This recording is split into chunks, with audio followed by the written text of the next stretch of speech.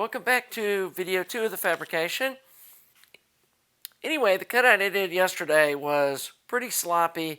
I was doing it on camera and I was trying to do it as quickly as possible while I'm focusing on making sure the camera's in focus and the video's rolling and the batteries aren't dead and talking you through it and everything. So not some of my best work. The other thing, though, that I hope you got out of that was that, at least on this one part, it doesn't have to be pretty because it's hidden behind the flange of this power socket. Anyway, I'm probably going to use that other chassis for my personal build. This is the one, I worked on the other chassis I did, and here's the hole I did, just being a little more careful with how I was working. And being off camera, I was able to, focus on what I was actually doing. And so you can easily get something that looks this nice with some hand tools. I think I discussed this before about using a Dremel tool. It's quicker, but it's real easy for it to quickly get out of hand, dig in, jump out, jump across the surface, trash your powder coating. If you want to try using a Dremel tool, go ahead. One of my first chassis, I tried to use one and I ruined a chassis. And so you want to go Dremel thinking you're going to save some time. Just be careful. It's real easy for it to chatter, jump out, and just run across the surface and ruin a chassis. So anyway, enough of me bitching. I'm going to jump into doing the part that I think is easy, drilling the holes. We're going to put a couple of these RCA jacks down here on this end vertically. Normally I put them in the side of my amp, but since this is going to be something I'm going to be selling this amp when I'm done on eBay, it's probably going to be more popular having the input jacks on the back. Again, we want to stay away from this double thickness part here, and so I've looked from the back side and I found that centering these at 22 millimeters from this edge will ensure that the plastic doesn't get into the double thickness part in the back, which would be a disaster, and still be as close over to this edge as we can get it. And 22 millimeters also seems to be a good distance to put the jacks apart from each other. So we're going to scribe a light line right there and right there. And then, once again, this doesn't have to be perfect. I'm just going to eyeball what looks like centering 22 millimeters on the back of this chassis looks like. And make a couple of marks like that. So we come in with our pieces of wood so we can support the back side like this. Then get our center punch and mark that one. Move it to the inboard.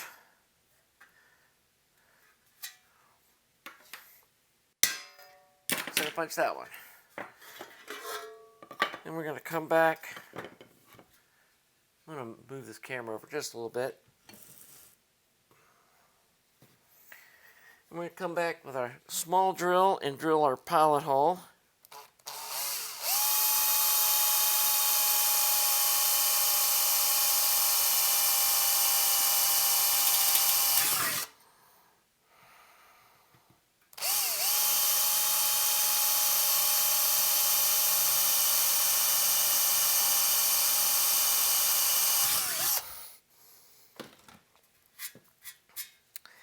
Okay, the next thing we want to do is, I think I've shown you this before. Let me zoom in here.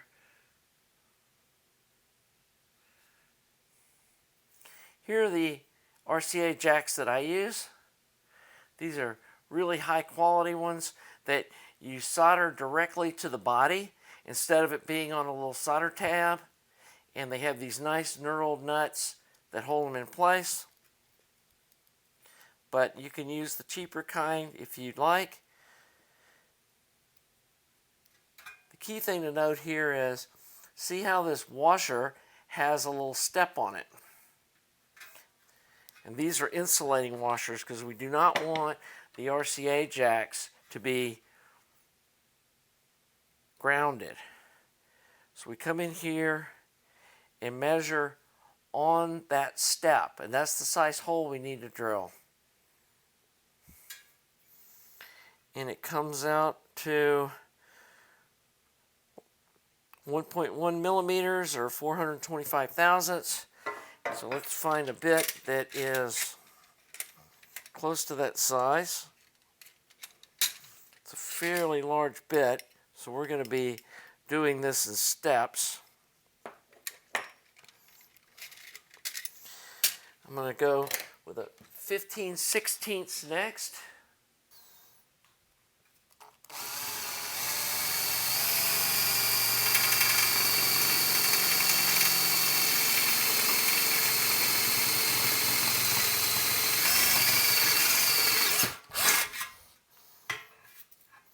And I think I said in the last video, this is a steel chassis, which is a lot stronger than the aluminum ones, but it's also a lot harder to drill and do the fabrication work on. Some of you may want to build this amp with an aluminum chassis, which is fine, but for these larger builds, I really like these steel chassis.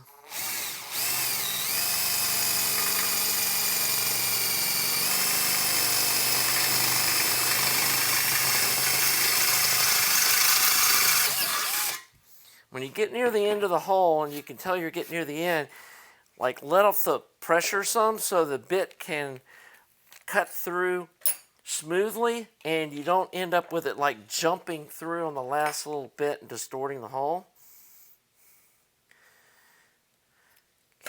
This one's a little small, so we may end up having to go up one more size from this, but we're going to try this size here. And I do like these bits that are stepped down like this. Then they can use them with a regular 3/8 chuck, and you don't have to have, a 1/2-inch chuck when you get into these larger size bits.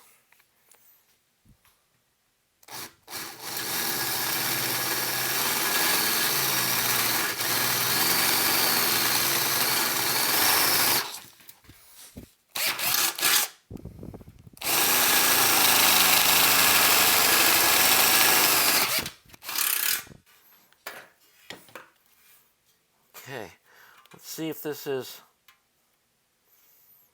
nope, we need to go up one more size for that washer to fit. And it's much better to drill it undersize than to make a mistake and drill it oversize. So it's better to ease up to the size hole that you think you're going to need.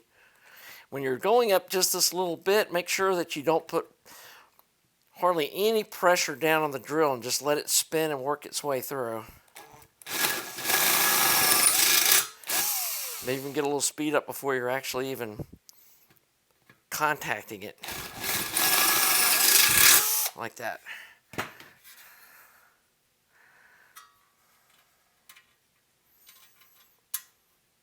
And I think we need to go up one more.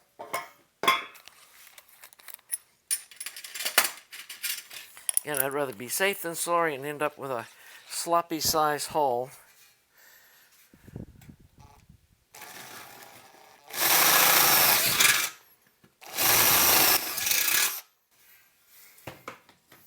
And you do want to make sure you don't get these things too close to the edge because it's rolled off, and you don't want these washers to get into like the corner where it's rolling off.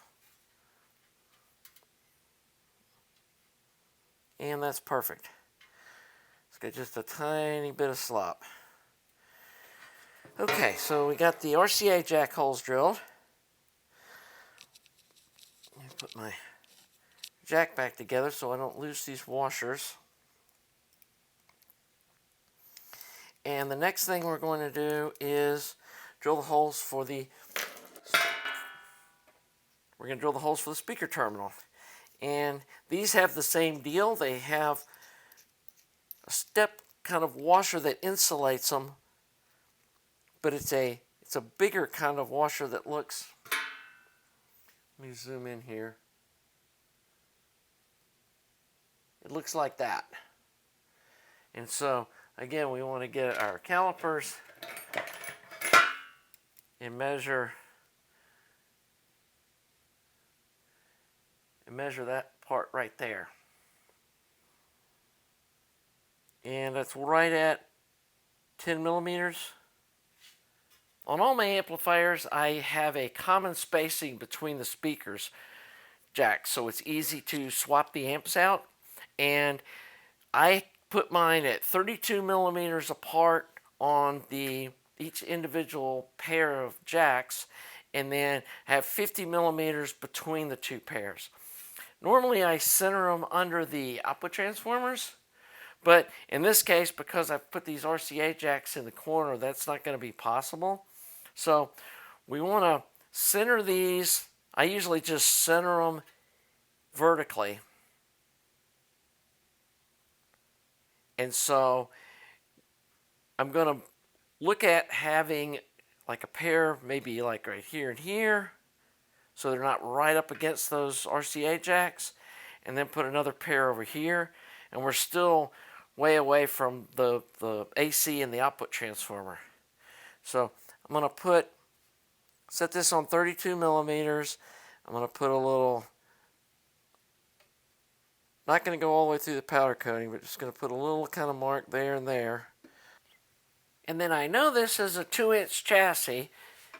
Just double check it. Yep, 2 inches. So half of that is going to be 1 inch or 25.4 millimeters. So we come up from the bottom and we come up here. We find the line, we make a mark right there. We come over here and we'll make a mark right there. And we've got our 2 marks. Then we got 50 millimeters. So we come in and we put a little mark right here. Same thing. Let's go down and do our 32 millimeter. Let's make, yep, 32. Get the spacing the same. Come down here. And we're just eyeballing kind of the center as we're making this first little mark. And then we come back to 1 inch or 25.4 millimeters. And we make our final mark there. And our final mark there. So then we come back with our little piece of wood here. Support the back of it right in the middle. We got our center punch, and we mark these 4 holes for drilling.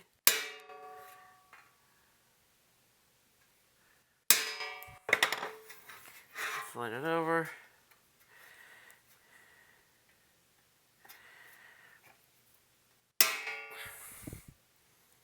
And there. Okay. Then we start off once again, a small bit.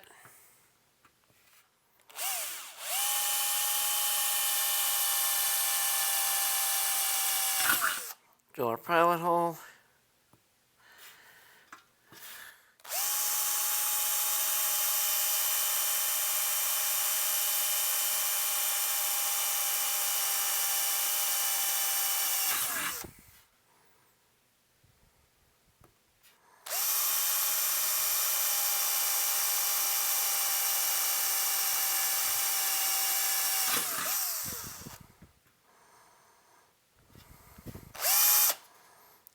Trying to walk on me there.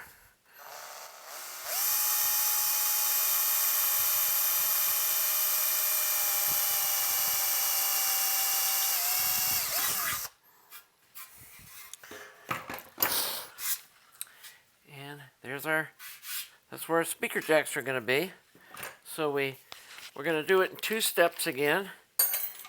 And these speaker jacks have a big enough shoulder on them where I'm okay with trying to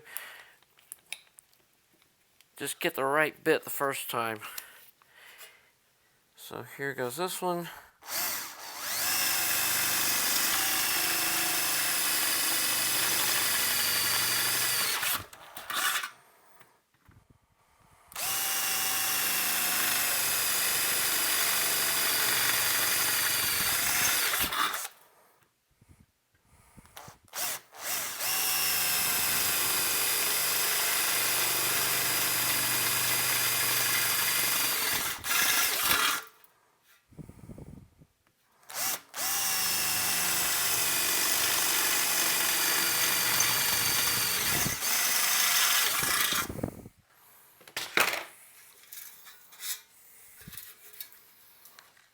And I usually go ahead and do like the back first, and then I drill the volume control knob.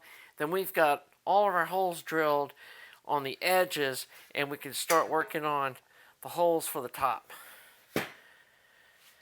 Okay, so let's find the bit for this speaker jack.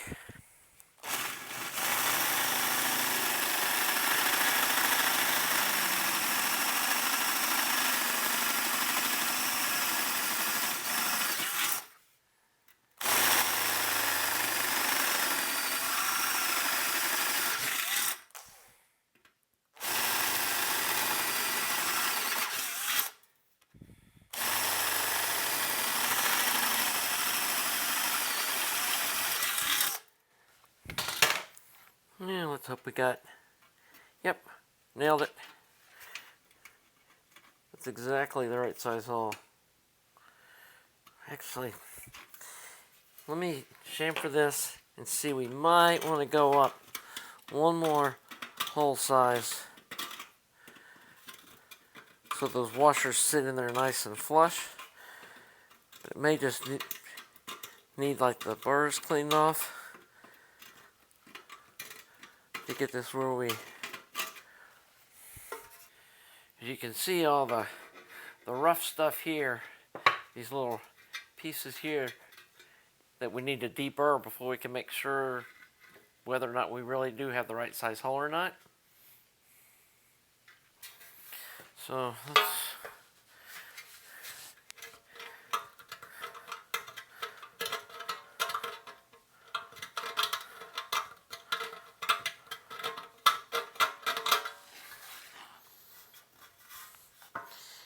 again, I'm sure somebody that does metal fab work for a living is going to say, oh, you need a 45-degree angle deburring tool or something. I'm sure there probably is a nicer way of doing this. But again, I'm trying to show how to do this work with a minimum amount of tools purchase needed. If somebody's doing a one-off amp build, they're not going to want to spend $500 on a complete set of metalworking tools to drill 10 holes. Okay, let's see how this fits now. That's a little tighter than I'd like, but I don't want it much looser. I'm just going to do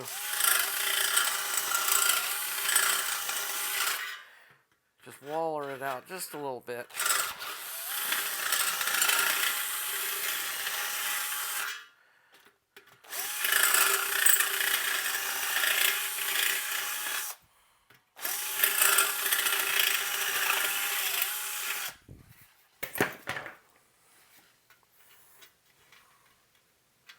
And now they fit perfect. Okay. So there we go. I think the next size drill would have been a little too loose. So we basically just used the bit we had to ream it out a little bit. And there we go. We have the back of the amplifier all done.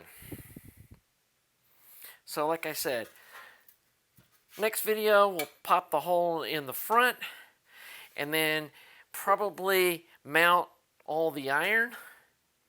And then in the video after that, we'll pop in the tube socket holes and we'll be done with the fab work. So, hope you're enjoying this video series. If you are, please subscribe, please like the video, and I'll see you soon. Have a nice day.